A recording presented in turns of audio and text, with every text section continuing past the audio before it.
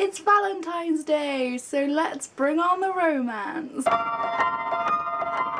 Hey guys, it's Amy here, and today, as it is Valentine's Day, I will be sharing with you my top 5 literary couples. I saw Jess from Price is Wrong do this video a little while ago and it inspired me to do one of my own, so I will link her video down below if you want to go and check that out. Also, the Wonderly theme for this month is passion, so I thought that ties in very well with my Valentine's Day themed video. So I'm going to work from number 5 to number 1, number 1 being my top couple from literature that I love the most out of all of the other couples, and I'm really excited to share these with you. So number 5 is Percy and Annabeth from the Percy Jackson The Olympian series.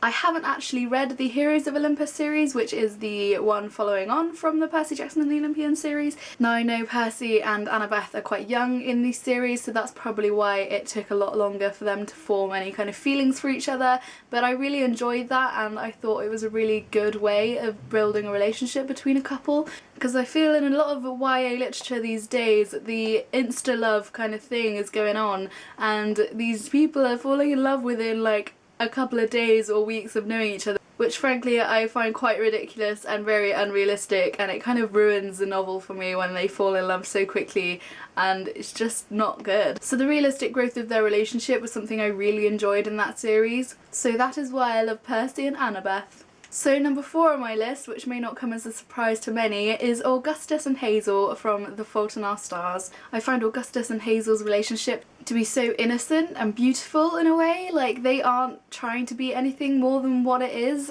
and John Green writes the relationship in a way that is just so raw and realistic, and I feel like it could happen in real life, and that is something that I really enjoy. I also thought they were really funny as a couple, the way they spoke to each other and the laughs that they had. This book is dealing with such a strong subject like cancer, yet it still seems to bring forth these emotions towards their relationship which could be overrun by this cancer, and it isn't, and I think it's beautiful. As a couple they treat each other with such care and love and just really appreciate the time that they have together because they know that it may not be forever. And I think that care and love and appreciation is something that everyone should apply to their relationships, whether they have cancer or not. It should be something everyone does, and they do it so well, and John Green writes it so beautifully that I just can't help but fall in love with them as a couple. So my couple number 3 is Will and Lyra from His Dark Materials by Philip Pullman. I think I was around 11 when I first read these, and I've read them multiple times since then, and I absolutely love the relationship that is built between Will and Lyra.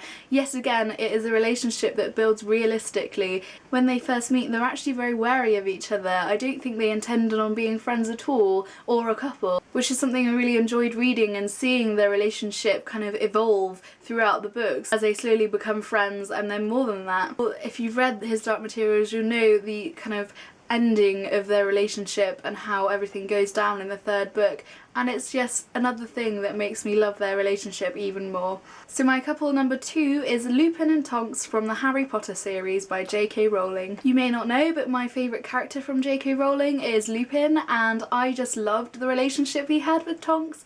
If you haven't read Harry Potter or seen the films, I don't know what you've been doing, but I won't spoil what kind of happens in their relationship, but it's just something that makes me love them even more, and just the dramaticness of everything that goes on. To me, Lupin and Tonks are 2 very separate people. They manage to lead really separate lives, but also they are a couple, and they have these personality traits about them, which means that other people may not accept them and may not want to be around them, but together they find that they can be in a relationship and love each other despite the differences they may have from the rest of society. And I think that's a brilliant thing in a relationship, to accept someone even if the rest of society doesn't, or if there's something about them that is slightly different, then just to accept that. If you love them, you should just accept that, and I think that's exactly what Tonks and Lupin do. Okay, so drum roll for number 1, and they are Aragorn and Arwen from The Lord of the Rings by J.R.R. Tolkien. What a surprise, eh? As you all know, I absolutely adore J.R.R. Tolkien, and I think the relationships that are in Lord of the Rings are absolutely brilliant. Not only Aragorn and Arwen, but I think Éowyn and Faramir are a beautiful couple as well.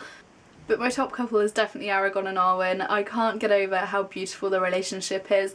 Like, she is an immortal being. She can live forever, yet she is giving that up to be able to live with him. She'd much rather live a shorter amount of time with him as a man so that she can stay with him than live a million ages by herself and not with the love that she wants, and I think that is absolutely beautiful. The very few moments that they do spend with each other in the Lord of the Rings, because a lot of the time obviously Aragorn is away and having to go with the Fellowship to sort out the ring situation, I think those moments they share with each other are absolutely beautiful and really show the strength of relationship that they have through the fact that they are so far away from each other all the time. I think possibly why I love them so much is because I can really relate to them with the whole distance thing, because me and my boyfriend don't get to see each other as much as we'd like to, because I'm here at university and he lives a little while away, so it's not always great.